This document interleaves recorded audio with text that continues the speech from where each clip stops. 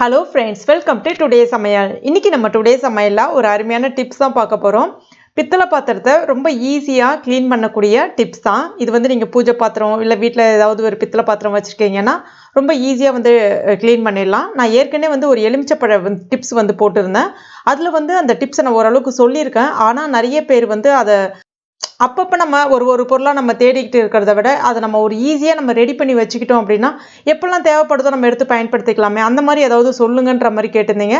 So நான் அது பர்சனலாக ட்ரை பண்ணி பார்த்தா நல்லா ஒர்க் அவுட் ஆச்சு. அதனால தான் உங்கள்கிட்ட ஷேர் பண்ணியிருக்கேன். இப்போ இந்த டிப்ஸ் எப்படி செய்கிறது நம்ம பார்க்கலாம் வாங்க. அதுக்கு ஒரு பிளாஸ்டிக் பாத்திரம் ஒன்று எடுத்துக்கங்க. சில்வர்லாம் பயன்படுத்தாதீங்க. இப்போ இதில் பாத்திரம் க்ளீன் பண்ணுற பவுடர் எந்த பிராண்டாக இருந்தாலும் பரவாயில்ல, பயன்படுத்திக்கங்க. நான் 1/2 கிலோ பேக்கெட்டில் ஒரு 3/4 பேக்கெட் அளவுக்கு சேர்த்துக்கிறேன். அடுத்ததான் இதில் பேக்கிங் சோடா. இப்போ பார்த்தீங்கன்னா இவ்வளோ தான் இருக்கும், 5 ரூபா அந்த மாதிரி தான் விற்பாங்க. ஆப்ப சோடான்னு சொல்லுவாங்க. அதை ஒரு பேக்கெட் அளவுக்கு சேர்த்துக்கிறேன். இப்போ இதை ஒன்றோடு ஒன்று நல்லா கலந்து விட்டுக்குங்க. அடுத்ததான் ஒரு 2 எலுமிச்சப்பழம். எலுமிச்சப்பழம் ஃப்ரெஷ்ஷாக தான் இருக்கணும்னு கிடையாது. இந்த மாதிரி காய்ந்த எலுமிச்சப்பழம் வீட்டில் இருந்தால் கூட சுடு தண்ணியில் கொஞ்சம் நேரம் போட்டு வச்சுட்டு அதுக்கப்புறம் பிழிஞ்சிங்கன்னா சாறுகள் அருமையாக வரும். நம்ம வேஸ்ட் பண்ண வேணாம், அதை தூக்கி போட வேண்டாம். ஒரு 2 எலுமிச்சப்பழ சாறு மட்டும் அதில் விட்டுக்கலாம். எலுமிச்சப்பழ சாறு சேர்க்கும் போது பார்த்தீங்கன்னா உங்களுக்கு லைட்டாக இந்த மாதிரி பபுள்ஸ் மாதிரி வர ஆரம்பிக்கும். அதனால தான் பேக்கிங் சோடாவும் அந்த பாத்திரம் கழுவுற பவுடரையும் ரெண்டுத்தையும் ஃபஸ்ட்டு ஒன்றா கலந்துடுறோம். இப்போ நல்லா ஒரு தடவை எல்லாத்தையும் நல்லா கலந்து விட்டுக்குங்க. கொஞ்சம் ஈரப்பதமாக இருக்கிற மாதிரி தான் இருக்கும். இப்போ இதில் இருக்கக்கூடிய இந்த ஈரத்தன்மையை போக வைக்கிறதுக்காக கொஞ்சம் நேரம் வெயிலில் வைங்க, நல்லா காயட்டும். இப்போ நான் நல்லா வெயிலில் எடுத்துகிட்டு வச்சுருக்கேன். நல்லா காஞ்சிடுச்சு. அங்கங்கே அந்த சின்ன சின்ன கட்டி மாதிரி இருக்கிறத மட்டும் லைட்டாக உடச்சி விட்டுக்குங்க. ஈரத்தன்மை இல்லாமல் பார்த்துக்குங்க.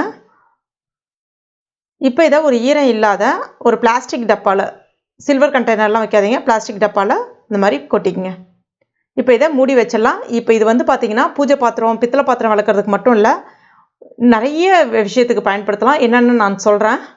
இப்போ நான் இன்றைக்கி உங்களுக்கு பித்தளை பாத்திரம் க்ளீன் பண்ணி காட்டுறேன். இதை வச்சு இப்போ பாருங்கள், இந்த சொம்பு பார்த்தீங்கன்னா ரொம்ப அழுக்காக இருக்குது பாருங்கள். எந்த அளவுக்கு அழுக்கு இருக்குது பாருங்கள். அங்கங்கே நிறைய அந்த புள்ளி புள்ளியாகவும் இருக்குது பாருங்கள்.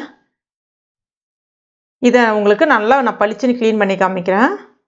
இதில் கொஞ்சமாக ஒரு ஸ்பூன் அளவுக்கு மட்டும் இந்த பவுடர் எடுத்துக்கோங்க. அடுத்ததாக இந்த மாதிரி ஸ்பாஞ்சால் தொட்டுட்டு கொஞ்சம் நல்லா தேய்ச்சி விட்டுக்குங்க. இது பார்த்தீங்கன்னா நான் ஏற்கனவே சொன்ன மாதிரி பித்தளை பாத்திரத்துக்கு மட்டும் கிடையாது, சிங்க்கு க்ளீன் பண்ணலாம். பாத்ரூம்லாம் பார்த்தீங்கன்னா டேப் ரொம்பவே உப்பு படிஞ்ச மாதிரி இருக்கும். அதை கூட நீங்கள் இதை வச்சு க்ளீன் பண்ணலாம். ரொம்ப அருமையாக க்ளீன் ஆகிடும்.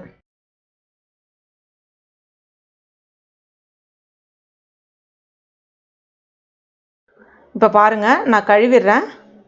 எந்த அளவுக்கு நல்லா பளிச்சுன்னு ஆயிடுச்சு பாருங்கள்.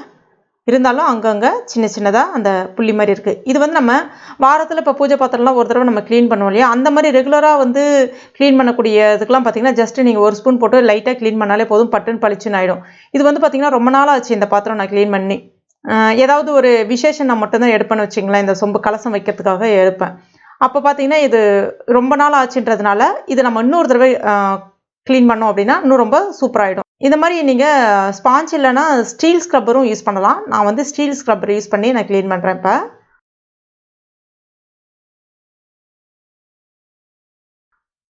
அவ்வளோதான், அந்த சின்ன டாட்டும் இல்லாமல் சூப்பராக அழகாக க்ளீன் ஆகிடுச்சு பாருங்கள்.